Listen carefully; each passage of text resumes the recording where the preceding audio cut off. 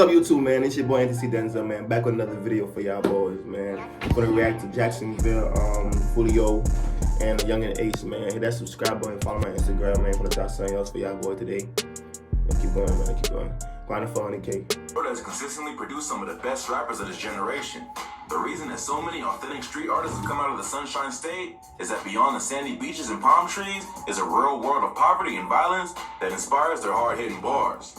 Two promising rappers from Jacksonville, Florida, Yungeen Ace and Foolio, have been involved in a deadly beef that caused a wave of terror in the city. Here's a look at Jacksonville's most wanted gangs, ATK versus KTA. Jacksonville police have identified as many as 30 dangerous street gangs in the city, but the two most deadly are ATK, a crew associated with rapper Yungeen Ace, and KTA, a crew affiliated with another rapper named Foolio. KTA stands for Kill Them All.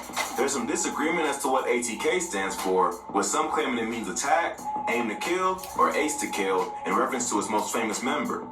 Jacksonville is known for being a wild city with one of the highest murder rates in the U.S. There were 111 murders in Jacksonville in 2020, and growing up, both rappers had to adapt to an environment of crime and violence. Yungeen Ace was born in Chicago, but moved to Jacksonville with his family when he was 3 years old. Growing up, Ace had a pretty... I didn't even know Ace was born in Chicago. This nigga was always from Florida, bro. That shit crazy. Shit, something new. Traumatic childhood that was full of death and betrayal.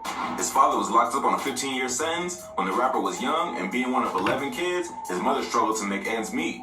He bounced between different relatives' houses, never settling in one place for as long as the family was constantly getting evicted.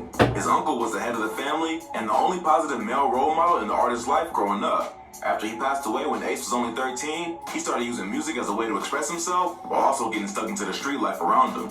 Foolio, also known as just Foolio, had a similar upbringing, surviving the mean streets of Jacksonville. Growing up in Duval County, he experienced the deaths of close friends and family members with killings, hustling, and police activity all around him. The rapper dropped out of high school just in 9th grade, but before dropping out, he was shot in the leg while exiting a school bus. With school no longer an option, he decided to take music seriously, using street activity to support himself. Yungeen Ace first blew up back in 2017 with the track Go to War, which featured the rest of the ATK gang. Not long after, Foolio started buzzing in the city with tracks like Crooks and Slide. Even though there were two poppin' rappers in the same city, their beef didn't stem from the music.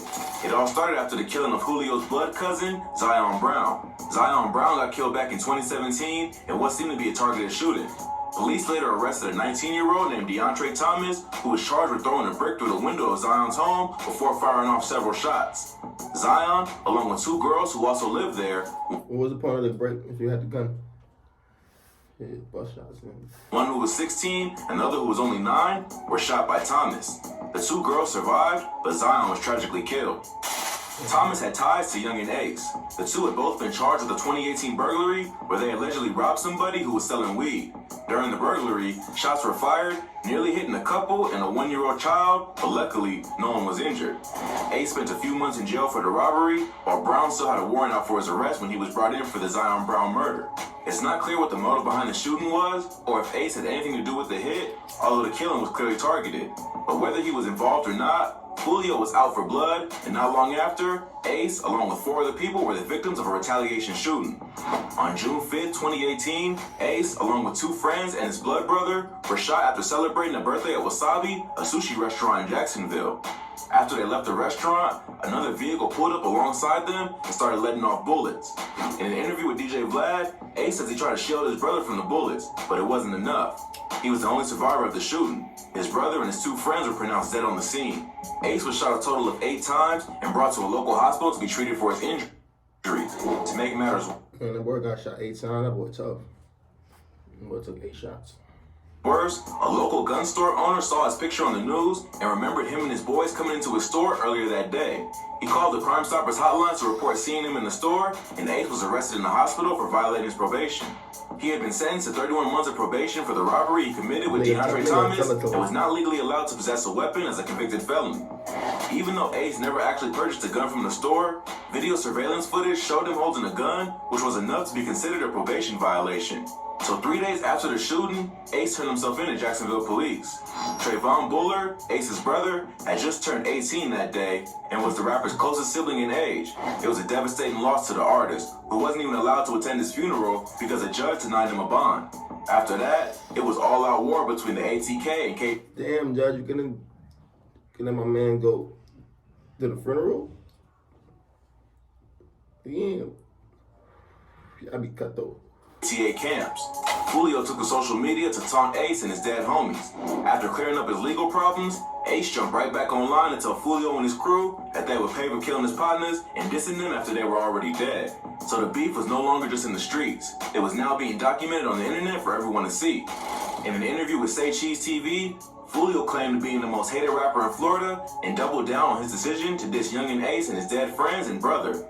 He said that there are consequences to street life, and if Ace didn't already know that, then he'd have to learn. The beef stayed on the internet for a little while, but not for long. In January 2019, a rapper who went by the name Boss Goon was killed in a mass shooting that also injured 5 other people after a performance at a strip club called the Paradise Gentlemen's Club in Jacksonville. Boss Goon happened to be the older brother of another Jacksonville rapper named Ksoo, and many of the other people injured were members of his family. Ksoo is affiliated with Yungeen Ace and is rumored to be one of the top shooters in ATK. Boss Goon had only recently been released from prison after serving a 10-year sentence in the pen. One of the other people shot in the ambush was Ksoo's father, Abdul Robinson. Ksoo and his dad shocked the city of Jacksonville and the hip-hop community after they were both arrested for the killing of a KTA affiliate. Father and son? That's crazy. That's wild right there. My son stepping on his daddy. Boy stepping on his daddy. Named Lil Buck in Arlington. Ksoo was charged with a second-degree murder, and Abdul was charged with accessory to murder after the fact. A police officer witnessed the shooting occur and chased after Ksoo and another man he was with. Ksoo had already made the news back in 2019 after releasing album art for a track called Bibby Out that features the photos of several dead members of the KTA gang, including Zion. Nah, this nigga is trolling different. He's wild. Bro, give no fucks at all. Bro, put all the dead niggas on his album cover. Brown, and a 16-year-old murder victim who went by the name Bibi Osama. It seems like the killing of Ksoo's brother Boss Goon was payback for blatantly disrespecting dead ops in the rapper's music and album artwork. Disrespecting dead ops in music and on social media has become common with this new wave of trap and drill rappers, and it's a recurrent theme in this particular beef. But it always escalates the cycle of violence to a point that no one can escape until everyone is dead or in jail. Many petty You know what I don't get about this whole rapping, snitching and rapping shit? One nigga would do it, and the other nigga would see the other nigga get locked up for it, and he would go do the same exact thing. Like he didn't see the other nigga just get locked up for the same shit. Agreements can eventually be squashed if both rappers are willing to put the past behind them, even if blood has been spilled. But once you take it to a level where you're creating a permanent record of disrespect in the form of a song or album artwork, it's tough to walk away from that. It's an easy way to get to your ops if you aren't able to confront them in person at the moment, but it's a dangerous practice that any rapper who's serious about escaping the streets should avoid because it always leads to more bodies and more jail time for those involved. There have been all kinds of disrespectful tracks released by both camps that have fueled this deadly beef. After Ksoo's album cover made headlines, the rapper released the incredibly disrespectful track, Ksoo, where he doubled down on the disrespect of Bibi Osama by taking credit for the hit. Not long after, Foolio released a track called Bibi Story as a tribute to Bibi, where he details how he felt when Bibi was murdered and why the disrespect is so serious. Not long after the arrest, both Foolio and his girlfriend were shot in 2 separate incidents, but both survived. It seems like the shooter tried to get at Foolio. They be trying to take bro out any chance they get. Gotta be with bro, 100.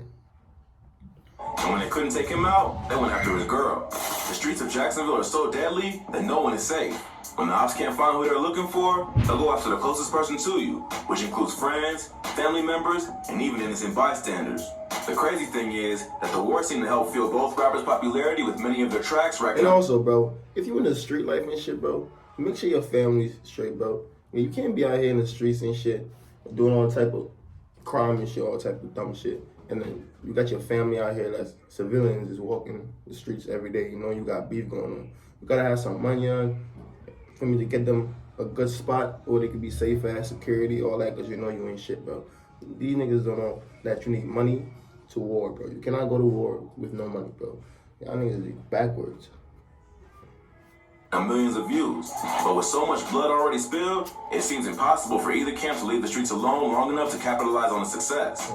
After surviving one near-fatal ambush, Ace became the victim of another shooting where one of his homies was injured and another was killed.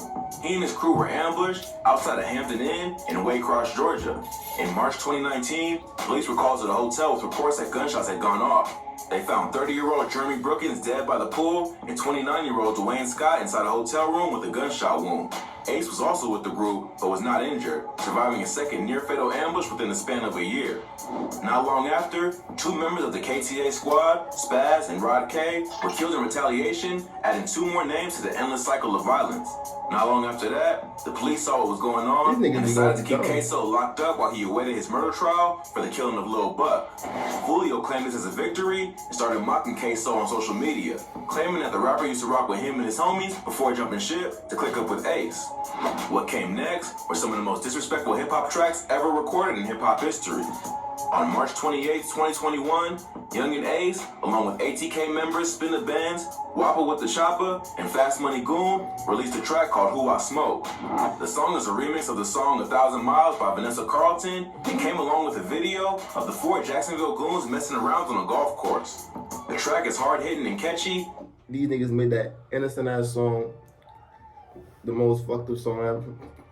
That song was so damn innocent, bro. These niggas crazy as hell. Until you get to the hook, where Ace starts the chant of Who I Smoke, followed up by the names of real KTA affiliates who have been killed, including Bibby, a Florida rapper killed in 2019 named Techie, and Lil 9, another rapper shot and killed in 2020. The song is definitely creative, but tough to sit through once you realize they're disrespecting real people who are now dead. Some as young as 16 when they were killed. At least with most modern drill songs that contain lyrics dissing ops, the beat is cold-blooded and menacing, so you know some real shit is about to be said. Who I Smoke takes you by surprise by sounding like a pop record until you actually listen to the lyrics. The song was so wild, it's even gotten innocent Twitch streamers caught up in the beat. Not long after the track was released, internet personality Aiden Ross was tricked by some other dudes in a Discord chat into singing the lyrics. He later had to issue a public apology to Foolio during a live stream, who was clearly pissed off, but not about the smoke a gamer, just for getting pranked by some dudes who want to see him get into some bullshit. In response, Foolio released the track When I See You remix, which samples the R&B track When I See You by Fantasia. Despite also having a catchy melody and upbeat instrumental, Foolio takes it Bro, to be honest, bro, I don't think this nigga Aiden got tricked at all, bro. This nigga on social media enough to know what's going on. He was just doing that shit. Respect to a new level by rapping about the shooting that almost left Ace dead while filming a music video on the grave of his dead friends and brother. He even went as far as having a poster with their faces on it from the Fox News coverage printed, which he raps alongside throughout the video. With these tracks, both rappers seem to be trolling while also dissing each other's dead friends and family, which is tough to do with a straight face. If there was any hope that the rappers could put the beat behind them and focus on music rather than the streets, these 2 songs destroyed it. Who I Smoke now has over 17 million views, and the When I See You remix has over 7 million. What's even crazier is that both rappers were able to get the rights to the original tracks they sampled. The war is far from over, and the 2 viral songs will likely lead to even more bloodshed. It's a shame that 2 talented rappers have gotten caught up in such a wild beef that has no end in sight. Given how creative they are with dissing each other, there's no telling what they could accomplish in the music industry if they put their minds to something positive rather than deadly street beef.